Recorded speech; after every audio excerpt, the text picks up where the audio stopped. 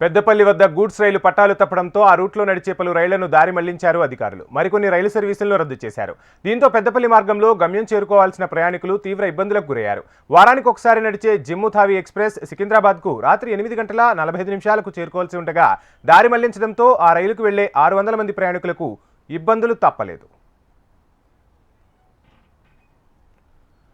దెబ్బతిన్న రైలు ట్రాక్ మరమ్మతు చేపట్టిన తర్వాత రైలు సర్వీసులను పునరుద్ధరిస్తామని రైల్వే సిపిఆర్ఓ శ్రీధర్ తెలిపారు. జమ్ము తావి ఎక్స్ప్రెస్ కోసం ఎదురు చూస్తున్న ప్రయాణికుల కోసం వసతి కల్పన, క్యాటరింగ్ సర్వీసులను అందించామన్నారు. సికింద్రాబాద్, పెద్దపల్లి మార్గంలో వెళ్లే రైళ్లు మరమ్మతు పనుల తర్వాత యథావిధిగా నడుస్తాయని స్పష్టం చేశారు.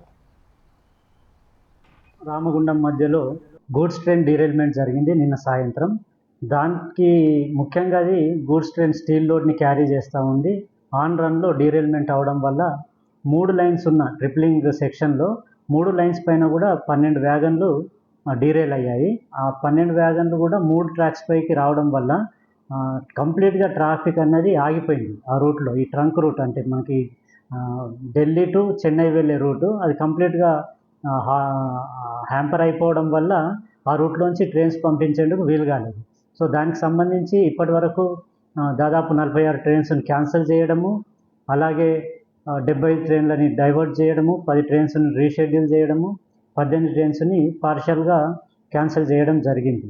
ముఖ్యంగా ఈ డీరైల్మెంట్ వల్ల ట్రంక్ రూట్లో ఇబ్బందికరం రావడం వల్ల చాలా ట్రైన్స్ని ఇలా పాక్షికంగా కానీ ఫుల్గా కానీ రద్దు చేయడం జరిగింది.